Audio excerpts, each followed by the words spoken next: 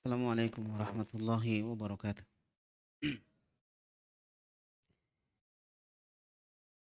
Alhamdulillahi hamdan katsiran tayyiban mubarakan fihi kama yuhibbu rabbuna wa yardah. Asyhadu an la ilaha illallah wahdahu la syarika lah wa asyhadu anna Muhammadan abduhu wa rasuluh la nabiyya ba'dah. Qala Allah subhanahu wa ta'ala ya ayyuhalladzina amanu taqullaha wa qulu qawlan sadida yuslih lakum a'malakum wa yaghfir lakum dhunubakum wa may yuti'illaha wa rasulahu faqad faza fawzan 'azima. Alhamdulillah pada malam hari ini eh, yang pertama tentunya kita bersyukur kepada Allah di malam ini Allah memberikan taufik, memberikan kesehatan, memberikan nikmat dan berbagai kebaikan kepada kita semua. Maka patut kita untuk bersyukur kepada Allah Subhanahu wa taala. Mungkin ada satu dua di antara kita semua yang tentunya mengalami ujian-ujian, cobaan, ya, musibah yang beberapa hari ini banyak terjadi di negeri kita. Ada erupsi Gunung Merapi, ya, ada banjir, ada longsor dan lain sebagainya. Maka ini semua adalah peringatan Allah Subhanahu wa taala untuk kita ingat kepadanya, kepada Allah Subhanahu wa taala. Untuk kembali kepada Allah dalam kondisi apapun. Baik. Dan tentunya seorang diuji oleh Allah Subhanahu wa taala sesuai dengan kadar kemampuan mereka. La yukallifullahu nafsan illa usaha. Allah tidak membebani seseorang kecuali yang dia mampu untuk memikulnya. Maka kepada seluruh kaum muslimin dan muslimah dimanapun berada yang hari ini mengalami ujian cobaan Allah Subhanahu wa taala, mungkin terendam rumahnya atau mungkin longsor dan lain sebagainya, maka hendaklah dia melihat kepada orang yang ujiannya lebih besar daripada dia, supaya ujian yang dia dapatkan itu terasa ringan. Jika seorang melihat ujian orang, ya, yang lebih berat daripada dia, maka ujian yang dihadapi akan terasa ringan. Baik. Semoga Allah Subhanahu wa taala menjadikan ujian-ujian itu sebagai cara Allah untuk mengangkat derajat seseorang, ya, dengan kesabarannya kepada Allah dan juga kesyukuran atas ujian yang Allah berikan yang tidak lebih besar daripada orang yang lebih parah ujiannya daripada dia.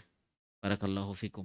Kemudian insyaallah di malam ini kita akan lanjutkan kembali pembahasan kitab Rawdatul Anwar fi Sirati Nabil Mukhtar, tulisan Syekh Sofiyur Rahman Al-Mubarakfuri. Dan pembahasan kita masih tentang masa remaja Rasulullah Sallallahu Alaihi Wasallam, masa-masa beliau masih menjadi seorang pemuda yang gagah, ya, yang yang bersahaja, ya, yang berwibawa, ya, seorang pemuda yang disegani oleh orang-orang Arab, seorang pemuda yang memiliki karakter sehingga dengan karakter tersebut, ya, dia bisa mempengaruhi orang-orang di sekitarnya dan kemudian beliau pun mendapatkan gelar Al-Amin. Bagaimana gambaran masa muda Nabi kita Muhammad alaihissalam, bagaimana ke kepribadian beliau yang patutnya dicontoh oleh anak muda hari ini. Kita lanjutkan membaca buku kita di halaman ke 17, ya, bagian akhir. Saya nggak tahu apakah sama semua halamannya, yaitu Hayatul Amali, kehidupan Nabi alaihissalam mencari atau melakukan pekerjaan. Ya, taib. Siapa yang baca? Ya, tafadhol. Bismillahirrahmanirrahim. Sanallahu ilaikum. Qala al-muallif rahimahullah, hayatul amali. Ma'lumun anna an-nabiyya sallallahu alaihi wasallam wulida yatiman wa nasha'a fi kafalati jaddihi thumma ammihi wa lam yarith an abihi syai'an yugnihi. Falamma balagha sinnan yumkinul amalu fihi adatu ru'yal Adatan, adatan ru'yal ghanami ro'a. ra'al ghanami Ro'a itu fi'il, kemudian ghanam sebagai apa? Naam Fa'ilnya Ustaz. mustatir. Ghanam sebagai apa? Sebagai maf'ulun Maf'ulun bihi. bih. Taib. ra'al ghanama ma'a ikhwatihi minar radha'ati fi bani Sa'din. Walamma raja'a ila Makkata ra'aha li ahliha ala qararit wal qiratu Juz'un, juz'un yasiru minat yasirun, ya, atau apa namanya, sifat. Baik. juz'un yasirun minad dinari nisful usyr aw thuluthus thumun min qimatuhu fi hadha zamani asyratu Baik. riyalatin takriban. Baik, santai. Hayatul amal, kehidupan aktivitas Rasulullah alaihi salatu wassalam. Jadi kehidupan beliau Nabi alaihi salatu wassalam mencari pekerjaan.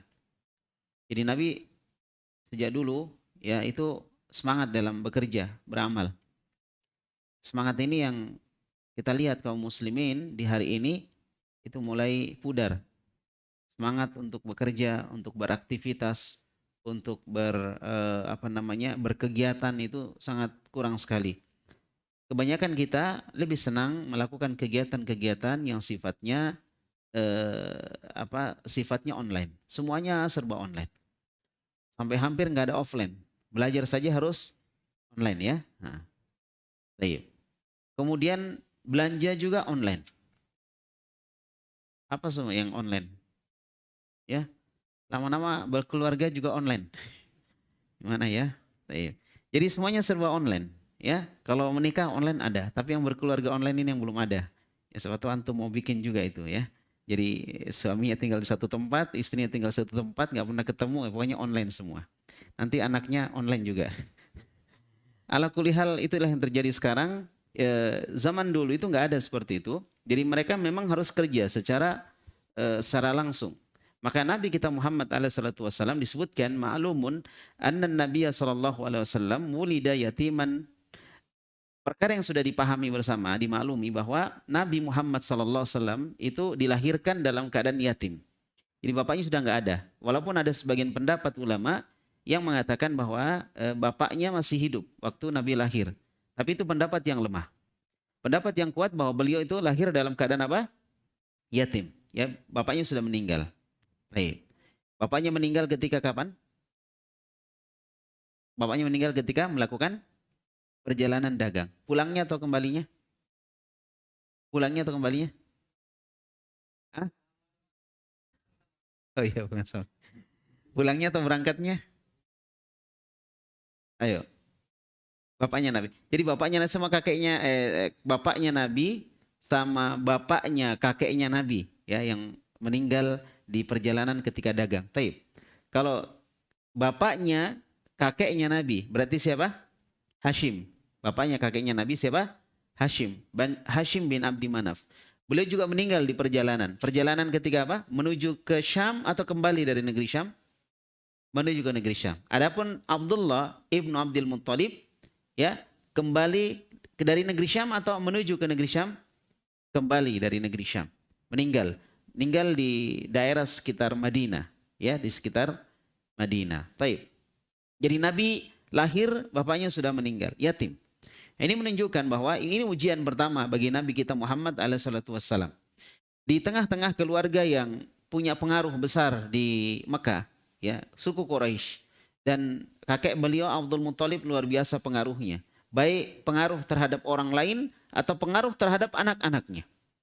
Sampai ini yang menjadi salah satu sebab kenapa Abu Thalib pamannya Nabi alaihissalam itu nggak mau masuk Islam, nggak mau mengucapkan 2 kalimat syahadat. Ketika disampaikan kepada beliau ya kepada Abu Thalib, hal targhabu am millati abikum ya Abu Thalib. Wahai Abu Thalib, apakah kamu tidak suka dengan agama bapakmu? Kamu gak suka dengan agama bapakmu. Sudah, Abu Thalib gak bisa apa-apa. Padahal waktu itu Nabi datang. Dalam kondisi beliau menjelang kematiannya, Nabi datang. Nabi mengatakan, ya ammi kul la ilaha illallah. Wahai pamanku ucapkan la ilaha illallah. Kalimatan uhaju laka biha indallah.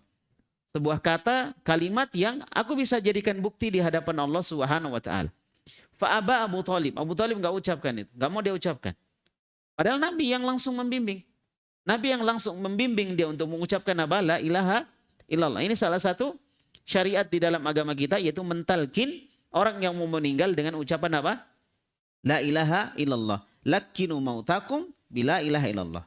Jadi talkinlah orang yang mau meninggal di antara kalian dengan ucapan apa? La ilaha illallah. Kenapa?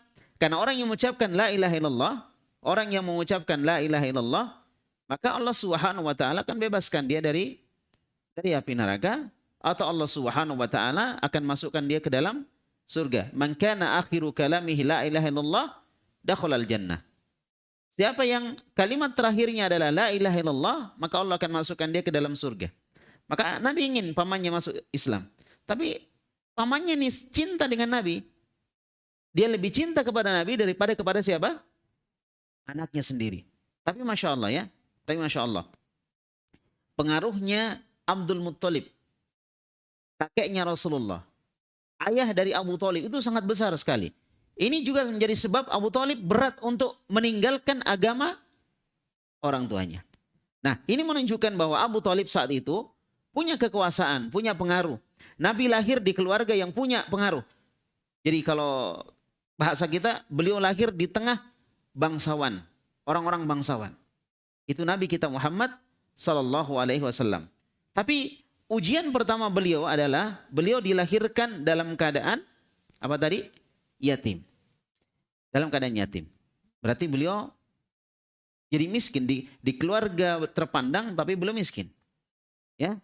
Karena bapaknya meninggal. Karena salah satu ukuran waktu itu kaya adalah ada bapaknya yang cari kerja. Nah gitu. Baik. Wa nasya'a fi kafalati jaddihi, dan beliau hidup dengan pengasuhan kakeknya setelah meninggalnya ibunya. Jadi meninggal bapaknya sebelum beliau lahir, setelah itu beliau dipelihara oleh siapa? Halimah As-Sa'diyah selama berapa tahun? 4 tahun, 2 tahun, 2 tahun. Berarti 4 tahun ya. Nah setelah itu dipelihara oleh ibunya selama 2 tahun. Setelah itu meninggal dan kemudian dipelihara oleh siapa? Kakeknya. Itu juga 2 tahun. Summa ammihi, setelah itu dipelihara oleh pamannya. Setelah itu dipelihara oleh pamannya. Nah, walam yarith an abihi syai'an yughnihi, dan beliau tidak mewarisi sedikit pun dari bapaknya harta yang bisa mencukupi dia. Nabi nggak mewarisi apa-apa dari bapaknya, betul-betul miskin. Nabi kita Muhammad alaihissalam tidak mewariskan apa-apa dari bapaknya. Biasanya kalau orang miskin, atau ya artinya dia ditinggalkan bapaknya, tapi ada warisan dari ayahnya. Ini enggak. Nabi sama sekali tidak mendapatkan warisan dari bapaknya. Ya mau tidak mau beliau harus berusaha sendiri. Ya, falamma balagha sinnan yumkinul amalu fihi adatan, ketika beliau telah sampai kepada umur yang memungkinkan beliau untuk melakukan pekerjaan, untuk bekerja, ya, secara adat atau menurut kebiasaan setempat. Jadi setiap tempat itu umur anak-anak kerja itu beda-beda. Itu beda-beda. Ada yang anak-anak umur 2 tahun ya, 2 tahun. Berapa 2 tahun belum apa-apa ya. 5 tahun ya, 4 tahun udah kerja. Kalau di sini dilihat, kalau kita lihat ucapan Syekh, Ra'al ghanama ma'a ikhwatihi minar rodho'ah fi Bani Sa'din. Beliau memelihara kambing, mengembala kambing bersama dengan saudara-saudara sesusuan beliau dari Bani Sa'ad. Berarti sekitar umur 4 tahunan atau mendekati 5 tahun. Ya, disitulah beliau sudah mulai kerja menggembala kambing. Masih kecil. Ya mungkin ikut-ikutan ya, atau mungkin bekerja sambil bermain ya. Taib. Itu yang Nabi SAW lakukan. Jadi sejak kecil beliau memang terbina, terdidik untuk menjadi seorang pekerja. Ya, pekerja yang ulet. Karena memelihara kambing itu bukan perkara yang ringan. Apalagi kalau kambingnya banyak. Bisa dilihat ya, kalau di sini di Antang sekarang tidak ada ya, tapi sapi di situ. Luar biasa ngaturnya, Masya Allah. Ya, membuat tegang orang ya yang lewat situ. Tapi sekarang saya lihat sudah tidak ada lagi. Ya, nggak tahu mereka kasihan kemana itu. Ala kulihal, memelihara kambing itu bukan perkara ringan. Ada di sini yang pernah pelihara kambing? Tidak ada ya? Tidak ada? Nah, orang kota ya, nggak punya kambing dia. Jadi kambing itu termasuk salah satu binatang yang rewelnya minta ampun, bandel. Apalagi kalau kaitannya dengan masalah traveling, jalan-jalan gitu. Aduh, susah sekali kambing diatur. Bener. Ya, kambing itu susah diatur. Nggak tahu, sepertinya susah kambing daripada sapi untuk ngaturnya. Ah, ini sebagai pelajaran untuk Nabi kita Muhammad SAW, artinya ngatur kambing aja bisa, apalagi nanti ngatur orang. Ngatur orang kan lebih gampang. Gitu ya. Taib. Ala kulli hal, Nabi Muhammad sejak masih kecil, masih balita, beliau sudah bantu-bantu untuk memelihara kambing. Bersama siapa beliau? Bersama dengan saudara-saudara sesusuan beliau dari keluarga Bani Sa'ad. Jadi keluarga Bani Sa'ad artinya anak-anaknya Halimah As-Sa'diyah. Ya, itu anak-anaknya itu mereka pelihara kambing dan Nabi SAW ikut memeliharanya. Sudah latihan memang di situ. Jadi dulu main-mainnya itu kambing. Sekarang kita main-mainnya TikTok gitu ya. Main-mainnya apa lagi tuh? Ya, HP, Facebook, YouTube, kayak gitu kan. Dulu orang mainnya kambing. Kambing itu udah jadi mainan mereka, udah biasa. Memang mainnya kambing gitu. Ya, pergi main kambing. Pergi main cari rumput gitu. Baik. Nah, kemudian disebutkan walamma raja ila Makkah, ketika beliau kembali ke Mekah umur sekitar 4 sampai 5 tahun, ra'aha li ahliha, maka beliau pun memelihara kambing untuk keluarganya. Ibunya dapat uang dari mana? Mungkin kakeknya kasih. Ya kan? Tapi sebagian pamannya seperti Abu Thalib juga miskin. Maka mau tidak mau beliau bantu ibunya. Bagaimana cara bantu ibunya? Salah satu yang dia lakukan adalah memelihara kambing. Nabi SAW sejak kecil ya tidak pernah atau tidak senang merepotkan orang lain. Sesuatu yang dia bisa kerjakan, dia kerjakan. Itulah karakter anak muda. Karakter seorang muslim. Ya, karakter seorang muslim, karakter anak muda. Di mana dia berusaha untuk tidak merepotkan orang lain. Kalau kita lihat orang-orang besar di hari ini, orang-orang besar, apakah dia besar dalam bidang agama atau dia besar dalam bidang dunia, masalah dunia, itu kecilnya memang orang yang semangat bekerja, punya aktivitas sejak dia masih muda, sejak masih kecil. Ya, semangat. Dia beraktivitas, melakukan kegiatan-kegiatan. Lihat anak-anak sekarang yang sukses-sukses, orang-orang kaya misalnya. Dari mana kepabian mereka, kepandaian mereka dalam mencari harta, mencari uang? Ya sejak kecil. Ada yang mungkin sejak kecil jualan es, ya. Ada yang sejak kecil mungkin ada seorang besar juga fotokopi, dia waktu masih kuliah dia kerjanya fotokopi sampai jadi masuk 10 orang terkaya di Indonesia. Ya kan? Ada yang kerjanya ya bantu orang tuanya cari barang-barang bekas dan lain sebagainya. Awalnya dari situ terus. Tapi karena mereka terbiasa kerja, ketika mereka besar menjadi orang besar dan mereka tahu lahan-lahan untuk bekerja. Demikian pula para ulama kita. Para ulama kita sejak kecil memang mereka juga orang-orang yang semangat di dalam bekerja, dalam hal ini adalah belajar. Sejak kecil. Ya, taib. Jadi kalau kita ingin melihat orang besar, lihatlah bagaimana masa kecilnya, bagaimana masa mudanya. Ketika masa mudanya mereka aktif di majelis-majelis ilmu, maka mereka diharapkan ke depan menjadi orang-orang besar yang bisa membawa Islam dan kaum muslimin di dalam kebaikan. Ya, maka anak-anak muda ini perlu untuk dibimbing, diarahkan supaya mereka menjadi orang-orang besar. Dan Nabi SAW seperti itu yang dia lakukan. Dia pelihara kambing ketika dia masih kecil. Dan dia pelihara kambing untuk keluarganya dengan mendapatkan ala qararit. Dia mendapatkan beberapa kirot. Mendapatkan beberapa kirot, ya. Satu kirot itu bagian kecil juz'un yasirun minad dinar. Bagian kecil dari dinar. Satu dinar kalau orang keluarkan zakat berapa nisabnya? Berapa dinar? 20 dinar. 20 dinar itu nisab untuk zakat ya. Nisab untuk zakat. Berapa dinar? 20 dinar. 20 dinar maksudnya 20 keping. Berarti sekarang berapa kalau ukuran sekarang? Sekitar anggaplah 85 gram emas. Itu kita hitung seperti itu, 85. Ada yang hitung 75. Anggaplah 85 gram. 85 gram emas, berapa nilainya sekarang? Berapa nilainya? 85 gram emas berapa nilainya? Emas. 85? 1 juta emas ya? 1 juta. Syukur yang jadi emas-emas ya. Mahal 1 juta. Taib, 85 juta. 85 juta dibagi 20. Mana nih banker-banker ini? Ayo, 85 juta dibagi 20. Ayo. Hah?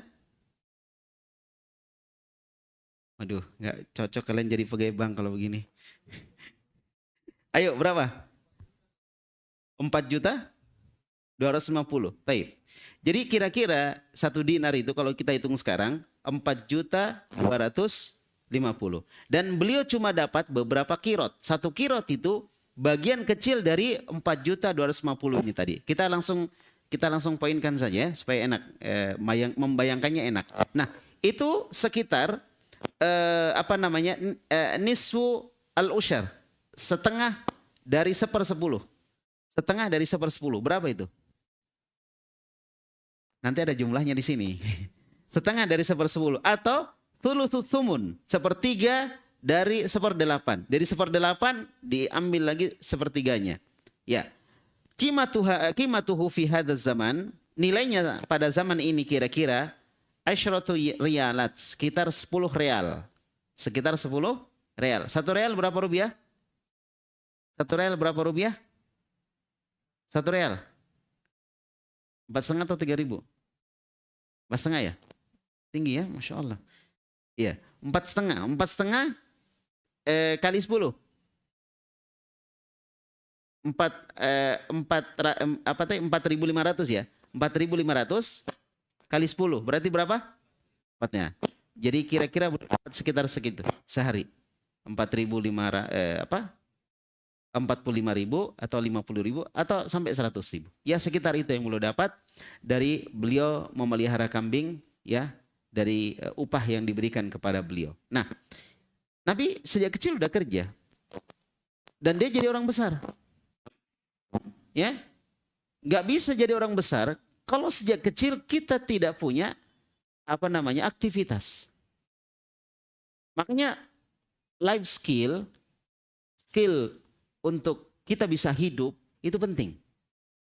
Nabi SAW di sini apa? Kerja dia. Dan sampai beliau jadi nabi juga beliau kerja. Beliau membiayai berapa orang istri itu?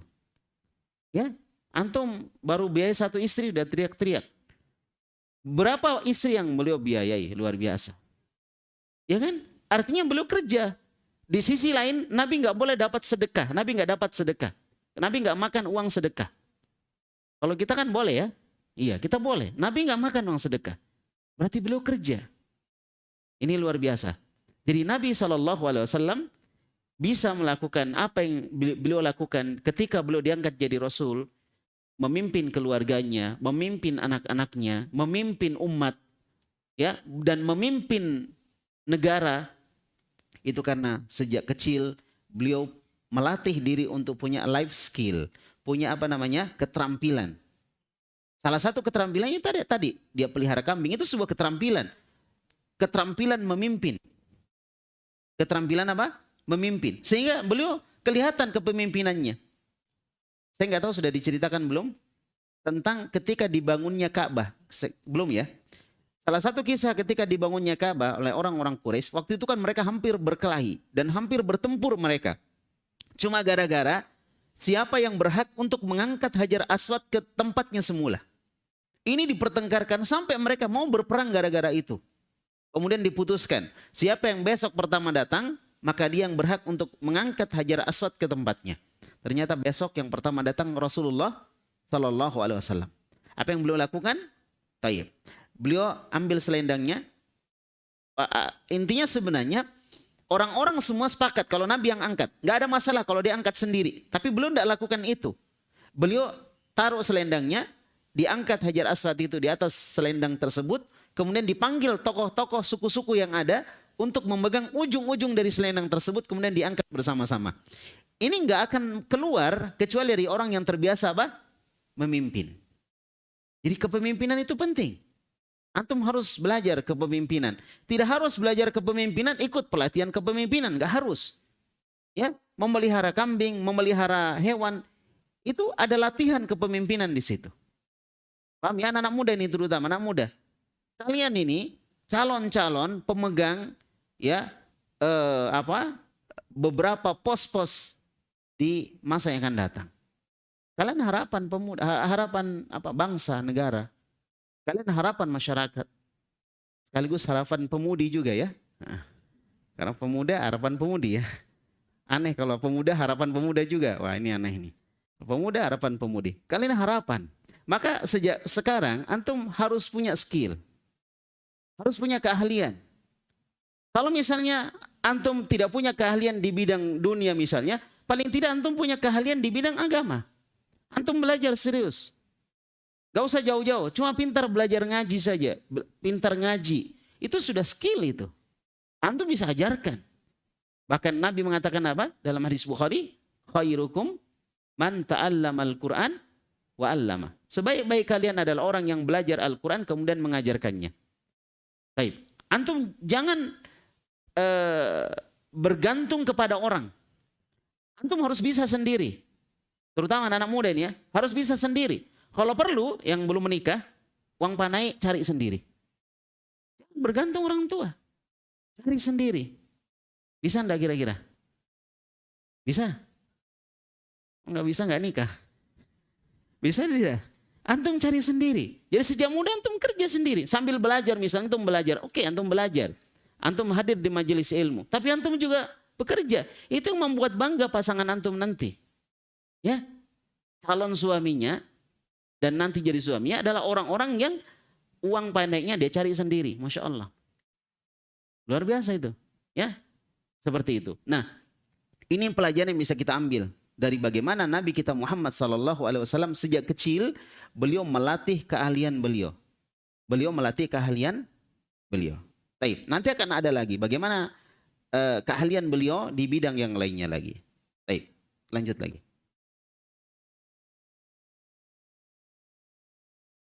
Thumma qala rahimahullah wa ra'yul ghanama wara'al ghanama min sunanil anbiya'i fi awaili hayatihim.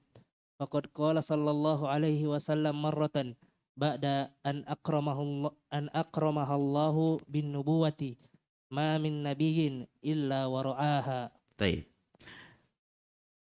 Tadi wara'al ghanami ya, dia mudhafun ilaih ya, karena di sini dia jadi apa, mudhaf dan mudhafun ilaih. Wara'al ghanami fil madhi dan anunya sama untuk masdarnya. Wara'al ghanami, dan beliau memelihara atau memelihara kambing itu atau menggembala kambing min sunanil anbiya. Itu merupakan sunnahnya para nabi. Sunnahnya para nabi memelihara kambing. Sekali lagi, kambing itu binatang yang paling susah diatur. Makanya orang yang susah diatur itu apa? Bukan ya. Kambing itu paling susah diatur. Benar. Makanya rata-rata para nabi, kata Nabi, itu memelihara kambing. Fi awaili hayatihim. Di awal-awal kehidupan para nabi semuanya. Nabi sebelum Nabi kita Muhammad itu memelihara kambing. Mereka memelihara apa? Memelihara kambing. Cuma kambing kalau sudah tahu selanya, tahu apa istilahnya? Sudah tahu tekniknya, itu gampang. Tapi kalau nggak tahu tekniknya, Masya Allah, susah sekali diatur.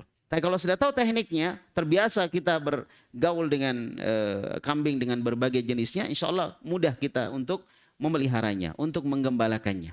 Dan para nabi seperti itu. Faqad qala sallallahu alaihi wasallam marratan ba'da an akramahullahu bin nubuwati. Dan Nabi sallallahu alaihi wasallam bersabda pada suatu saat, ya, satu kali setelah beliau dimuliakan Allah Subhanahu wa taala dengan kenabian. Setelah diangkat jadi nabi, Nabi pernah bersabda, "Ma min nabiyyin illa wara'aha." Tidak ada seorang nabi kecuali mereka menggembala kambing. Mereka menggembala kambing. Jadi menggembala kambing ini adalah salah satu dari kebiasaan para nabi. Kebiasaan para nabi. Baik, itu yang disebutkan oleh Nabi kita Muhammad sallallahu alaihi wa ala alihi wasallam. Sallallahu alaihi wa ala alihi wasallam. Baik. Nah, di antara nabi yang menggembala kambing yaitu Nabi siapa? Nabi siapa? Nabi Musa. Nabi Musa menggembala kambing. Ya. Nabi Musa menggembala kambing. Padahal kalau dibilang dia bagus bela dirinya ya. Kuat beliau. Tapi beliau juga memelihara kambing, menggembala kambing. Sebagaimana disebutkan di dalam Al-Quran, Allah Subhanahu wa taala berfirman, qala ya asaya atawakka'u 'alaiha wa ahushu biha ala ghanami waliya fiha maribu ukhra. Jadi Nabi Musa mengatakan, ini adalah tongkatku. Ya. Hiya asaya. Ini adalah tongkatku. Aku bersandar dengan tongkat tersebut dan aku pukul, ya, daun dengan tongkat itu untuk kambingku. Maksudnya aku ambil daun dengan tongkat itu, dia kalau sekarang apa ya? Cari makanan kambing itu loh. Ya, cari makanan kambing. Tongkat tadi, dan kemudian setelah dapat makanan diberikan kepada kambingnya. Ya, diberikan kepada kambingnya. Baik. Dan kemudian disebutkan, dan bagiku, ya, waliya fiha maribu ukhra. Katanya, bagiku tidak ada keperluan yang lainnya dengan tongkat tadi, kecuali digunakan untuk apa tadi? Untuk mencari makan untuk kambingnya. Ini menunjukkan Nabi Musa juga memelihara kambing, memelihara kambing. Baik. Nah, sekarang kenapa para nabi itu memelihara kambing? Ada yang tahu apa alasannya? Ayo. Sudah tadi saya sebutkan sebagian. Apa? Supaya mereka terbiasa mengatur manusia, ya, yang beraneka ragam karakternya. Ini adalah ucapan Ibnu Hajar al-Asqalani. Salah satu hikmah kenapa para nabi memelihara kambing, supaya mereka terbiasa mengatur manusia dengan berbagai macam karakternya. Ya, taib. Menangani problem, karena kambing juga kadang ada problemnya. Ya kan? Tiba-tiba hilang, kemudian tiba-tiba ya apa? Ditanduk temanna. Ya, kita sebagai penggembala harus tahu gimana menyelesaikan masalah. Itu kan masalah namanya. Ya, tiba-tiba kambingnya tidak mau makan, tiba-tiba kambingnya pilih, ya nanti pizza baru dia mau makan misalnya. Rumput tertentu dia mau makan, rumput ini nggak mau. Itu dipikirkan oleh penggembala. Nanti antum pelihara kambing atau menggembala kambing baru antum tahu gimana itu susahnya menggembala kambing. Kambing itu mut-mutan juga kayak antum. Mut-mutan dia. Ada masa mutnya dia makan, ada juga kadang mut nggak mau makannya. Apa yang dilakukan oleh penggembalanya kalau seperti itu? Apakah dia diamkan kambingnya tidak makan? Tidak, dia akan berpikir gimana caranya supaya dia makan. Mungkin dibujuk kah, ya? Tapi nggak dikasih main game dia. Dibujuk aja, dibujuk atau di apalah ya, dielus-elus ya, disuruh makan dan lain sebagainya. Ala kulli hal, problem masyarakat itu ada dalam masyarakat kambing itu sendiri. Banyak masalah yang harus diselesaikan. Dan itu kalau orang terbiasa seperti itu, nanti kalau dia dewasa, ngatur orang itu gampang, mudah. Jadi salah satu sebab kenapa kadang kita tidak bisa mengatur orang, karena apa? Kita tidak punya latihan. Gak ada latihan kita nggak punya latihan. Makanya sekarang di masa modern sekarang ada namanya latihan kepemimpinan. Latihan bagaimana bisa jadi entrepreneur, ya, bagaimana jadi pemimpin dan lain sebagainya. Itu semua latihan dan itu penting. Dan itu apa? Penting. Karena suatu saat antum akan jadi pemimpin, apalagi laki-laki. Allah berfirman apa? Ar-rijalu qawwamuna 'alan nisa. Laki-laki itu adalah pemimpin, qawwam terhadap wanita. Maka antum harus bisa memimpin. Jangan istrinya ngambek, dia juga ngambek. Gimana ceritanya? Enggak selesai masalah. Ya, istrinya minta cerai, dia juga minta cerai. Ini enggak selesai. Jadi kalau istri minta cerai misalnya, dibujuklah, dirayu. Ya, istri yang ngambek, dirayu. Itu namanya pemimpin. Pemimpin itu bagaimana mengayomi orang-orang yang dia pimpin. Oleh karena itu disebutkan di dalam Al-Quran, ya ayyuhalladzina amanu qu anfusakum wa ahlikum nara. Wahai orang-orang yang beriman, jaga diri kalian dan keluarga kalian dari api neraka. Ini pemimpin. Mengayomi, menjaga orang-orang yang dia pimpin di dunia maupun di akhirat. Dan itu dilakukan oleh para nabi semuanya. Tidak ada seorang nabi kecuali dia memimpin. Subhanallah. Dan semua diawali dari memelihara kambing. Kemudian yang kedua, di antara hikmah kenapa para nabi memelihara kambing, untuk melatih mereka bersabar. Karena memimpin butuh apa? Kesabaran. Sama antum jadi kepala rumah tangga, butuh kesabaran. Gak bisa antum gak sabar. Kata Nabi apa? Perempuan itu seperti kayu yang bengkok. Kalau kamu luruskan dengan kasar, dia akan patah. Tapi kalau kamu biarkan, dia akan tetap bengkok. Jadi kewajiban kita adalah tetap meluruskannya, tapi jangan sampai patah. Itu nggak bisa kalau nggak ada sabar di situ. Makanya seorang laki-laki harus lebih sabar daripada perempuan. Harusnya. Karena laki-laki pakai ini. Apa? Ya, akalnya dipakai. Perempuan perasaannya. Itu. Ya, oleh karena itu kata Nabi, wanita salah satu sifatnya adalah naqisatu aklin wa dinin. Kurang akalnya dan kurang agamanya. Nah, laki-laki harus kuat akalnya harusnya. Makanya salah satu kekuatan akal, sabar. Itu satu, sabar. Sabar dalam mengayomi, melindungi orang-orang yang dia lindungi. Lihat. Ya. Seorang penggembala yang baik, ketika ada gembalaannya lari misalnya, dia nggak langsung pukul. Tapi dia giring, diarahkan. Dia nggak pukul. Dia nggak keras, dia pukul. Kalau dipukul, bisa patah semua kakinya kambing itu. Kalau dipukul satu-satu ya, diarahkan. Itu. Jadi apa faedah kedua?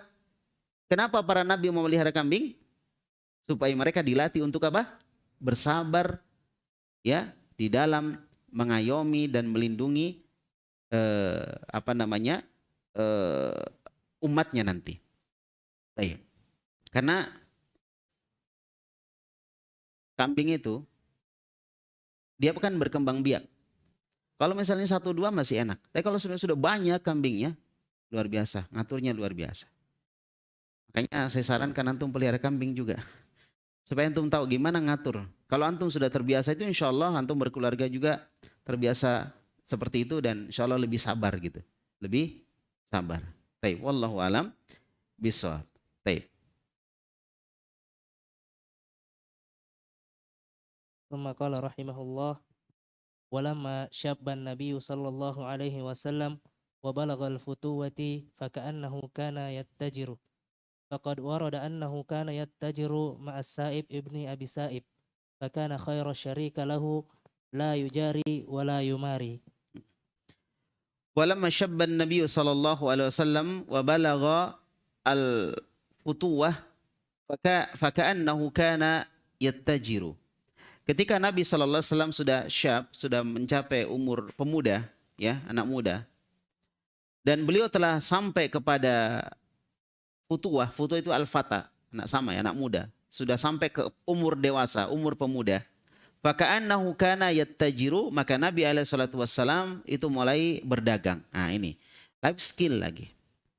Yang dipikir Nabi itu sejak kecil belajar saja gitu, agama terus gitu, enggak.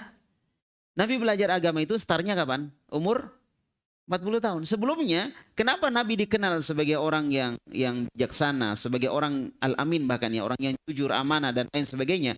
Karena Nabi memang ya sejak dia kecil dia berlatih untuk menghadapi hidup. Tadi sudah memelihara kambing. Kemudian Nabi ketika masih muda, beliau bukan lagi memelihara kambing tapi berdagang, berbisnis. Ya, faqad warada annahu kana yattajiru ma as-Sa'ib ibn Abi Sa'ib. Dan Nabi SAW diketahui atau diceritakan bahwa beliau ini berdagang bersama As-Sa'ib ibn Abi Sa'ib. Ini partner bisnisnya Nabi Muhammad SAW. Ya, fakana khairu syarikin lahu. Dan Nabi Muhammad SAW adalah partner terbaik dalam bisnis bersama As-Sa'ib ibn Abi Sa'ib. Ya, beliau partner terbaik. Paham ya? Berarti beliau pandai berdagang. Karena seorang pedagang yang baik adalah ketika dia bisa menjadi partner bagi pedagang yang lain. Ketika ada kerjasama bisnis misalnya. Partner terbaik. Bagaimana bentuk beliau adalah partner terbaik? La yujari wa la yumari. Beliau tidak pernah curang, tidak saling, mereka As-Sa'ib ini dengan Nabi enggak pernah saling mencurangi. Ya. Kemudian wala yumari, tidak pernah saling berselisih. Terjadinya perselisihan karena ada kecurangan. Terjadinya perselisihan karena ada apa? Kecurangan. Kecurangan menimbulkan adanya perselisihan. Maka yang pertama dijaga ketika berdagang adalah hindari kecurangan. Jujur. Jujur di dalam berdagang. Ya, karena kejujuran mengantarkan kepada kebaikan. Yahdi ilal bir, wal birri yahdi ilal jannah. Dan kebaikan mengantarkan kepada apa? kepada surga. Maka jujur dalam berdagang. Nah sekarang kita sulit mendapatkan pedagang-pedagang yang jujur. Paling tidak timbangan takarannya tidak jujur. Kita nggak bilang semuanya, tapi kita katakan jarang kita dapatkan yang jujur. Ya, yang jujur. Kalau liternya tidak kecil, dia kepo ke dalam. Dia dipukul dari bawah jadi menggelembung. Ya, itu ketidakjujuran. Atau timbangan yang sudah diolah supaya timbangannya itu cuma sedikit yang dia bisa tampung. Ini ketidakjujuran. Padahal Allah berfirman apa? Wailul lil mutaffifin. Celakalah orang yang curang. Alladzina idza iktalu 'alan nas yastaufun wa idza kaluhum aw wazanuhum yukhsirun. Celakalah orang yang curang, yaitu orang yang ketika dia membeli dia ingin cukup. Tapi ketika dia menjual maka dia mengurangi. Dia menjual, menakar, menimbang, dia mengurangi. Nabi SAW terkenal dengan kejujurannya. Beliau tidak pernah curang. Makanya disebutkan di situ, bukan cuma Nabi yang tidak curang, tapi lawan bisnis beliau, As-Sa'ib ibnu Abi Sa'ib juga tidak curang. Sehingga apa yang terjadi? Tidak pernah terjadi perselisihan di antara mereka. Jadi terjadinya perselisihan karena apa? Ada salah satunya yang curang. Ya, ketika terjadi perselisihan dagang, itu salah satunya. Baik. Begitulah Nabi SAW, ya, bagaimana beliau SAW sejak muda itu sudah berdagang. Ya, anak muda juga seperti itu ya, bisa sambil mondok ya, sambil kerja ya, dagang. Tidak menutup kemungkinan dan kemudian tidak salah ketika seorang itu belajar mondok kemudian dia sambil kerja, nggak ada masalah. Itu untuk latihan dia juga. Kalau antum misalnya cuma belajar, antum tidak punya skill yang lainnya, itu ketika antum berkeluarga, antum akan kesulitan sendiri. Karena dalam keluarga bukan cuma butuh bimbingan secara agama, tapi juga butuh secara skill. Dibutuhkan itu. Sangat dibutuhkan. Baik, maka sebagian ulama juga menasihatkan seperti itu. Agar kaum muslimin punya keterampilan, punya keahlian. Ya, punya keahlian. Baik. Kemudian yang terakhir, bagian terakhir, silakan lanjutkan. Tsumma qala rahimahullah wa urifa sallallahu alaihi wasallam fi muamalatihi bighayatul amanati. Ada huruf jar. Bighayatil amanati was-sidqu wal was-sidqi wal afafi. Wa kana hadha hadiyuhu sallallahu alaihi wasallam fi jami'i majalatul hayati hatta lukiba bil amin. Hatta lukiba bil amin. Wa urifa sallallahu alaihi wasallam fi muamalatihi bi ghayatil amanati was-sidqi wal afaf. Dan Nabi sallallahu alaihi wasallam dikenal dalam masalah muamalah. Muamalah itu apa? Berhubungan sosial termasuk juga bisnis. Itu dengan bi ghayatil amanah, dengan amanah yang tinggi. Ya, amanah yang mencapai puncak, amanah yang tinggi. Itulah Nabi Muhammad. Sangat amanah beliau. Sangat amanah. Ya, kita jaga amanah. Ya, antum sebagai pedagang jaga amanah.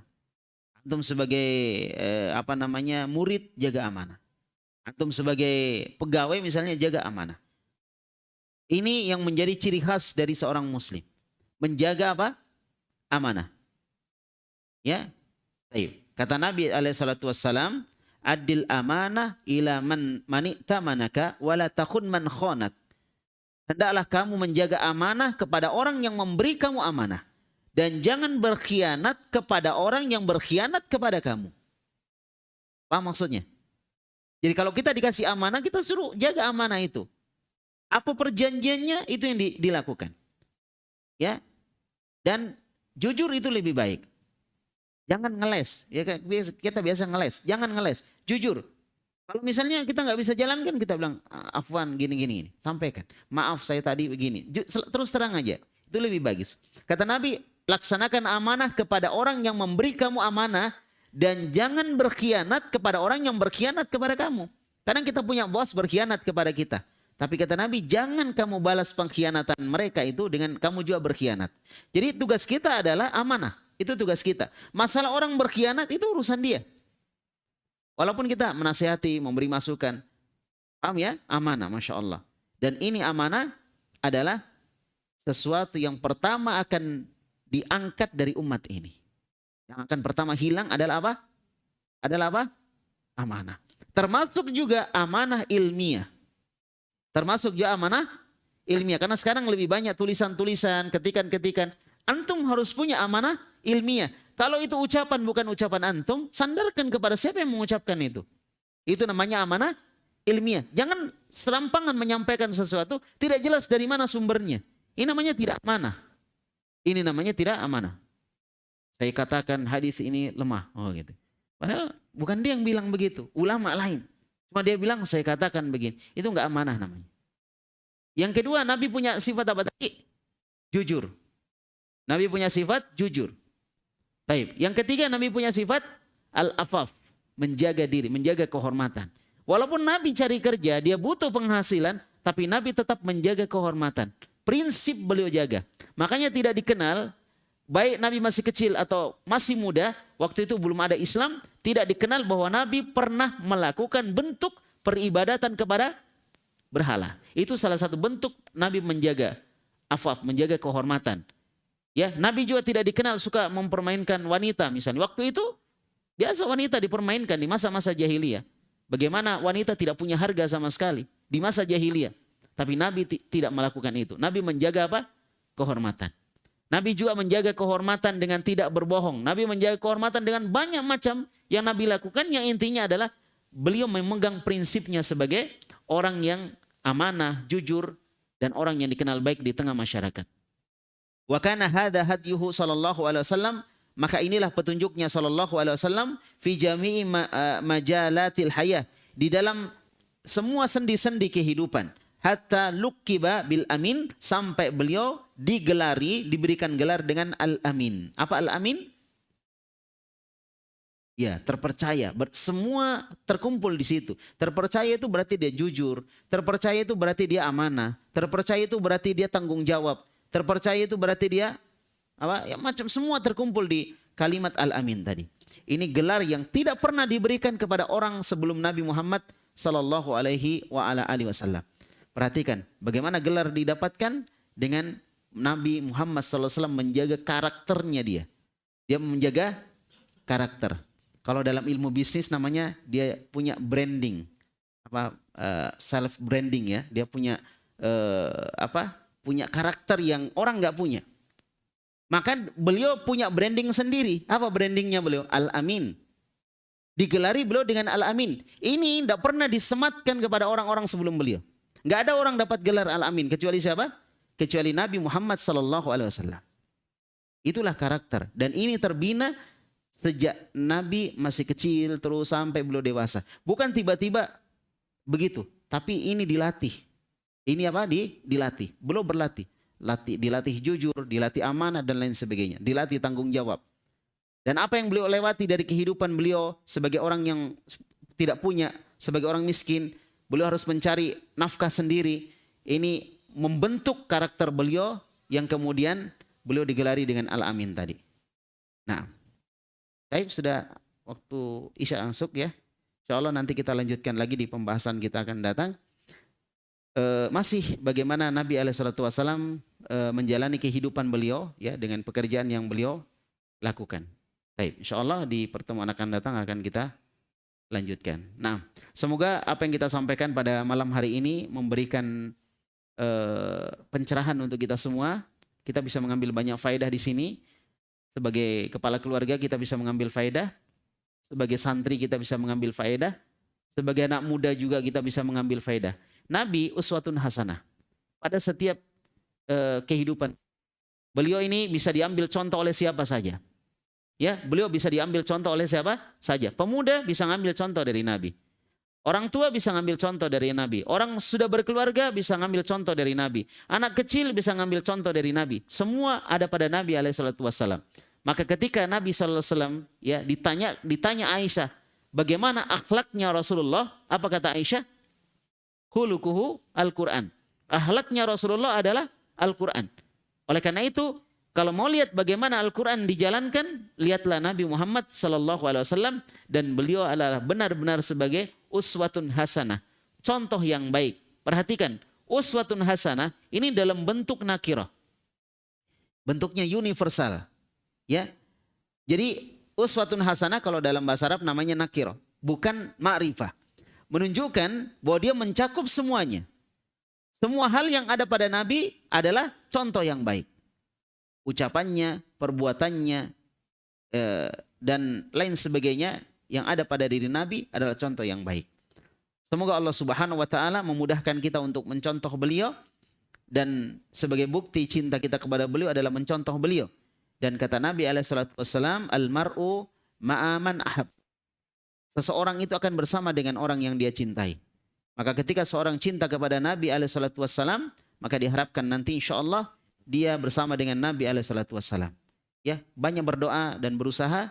Semoga Allah Subhanahu wa taala memudahkan kita untuk mencintai Nabi kita Muhammad, dan kita buktikan dengan perbuatan dan amalan kita sehari-hari. Barakallahu fikum, subhanakallahumma wa bihamdik, asyhadu an la ilaha illa anta astaghfiruka wa atubu ilaik, wa sallallahu ala nabiyina Muhammad wa ala alihi wa sahbihi wasallam, wa akhiru da'wana anil hamdulillahi rabbil alamin. Assalamualaikum warahmatullahi wabarakatuh.